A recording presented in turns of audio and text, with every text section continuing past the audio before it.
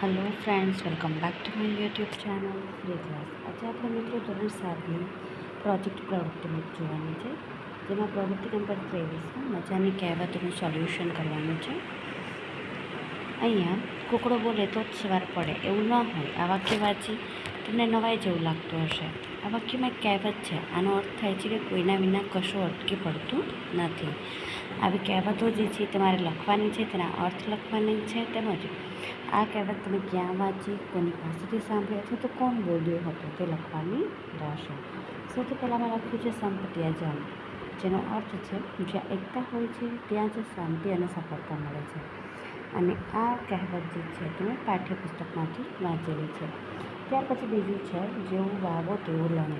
તમે જેવા કાર્ય કરશો તેવું જ પરિણામ તમને મળશે. અને આ મેં શિક્ષક પાસેથી સાંભળ્યું છે. ત્યાર પછી ખાડો ખોદે તે પડે, એટલે કે બીજાના ખરાબ કરનારનું પોતાનું ખરાબ જ થાય છે. અને દાદીમા પાસેથી સાંભળ્યું છે. ત્યાર પછી અતિલોભ તે પાપનું મૂળ. વધારે પડતી લાલચ માણસને મુશ્કેલીમાં મૂકે છે.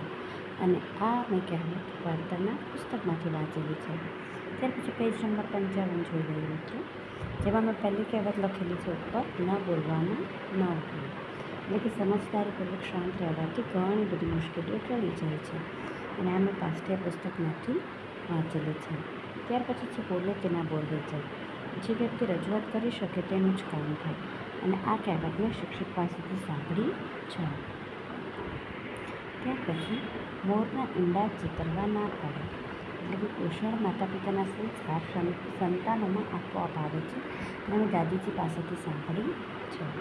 ત્યાર પછી સસ્તું ભાડું અને સત્યપૂર્ણ જાગૃતિ. એટલે કે મર્યાદિત સાધનોમાં સારું કામ કરવું. અને આ કહેવત મેં પિતા પાસેથી સાંભળી છે. ત્યાર પછી હસતા કૂતરા કરડે નહીં.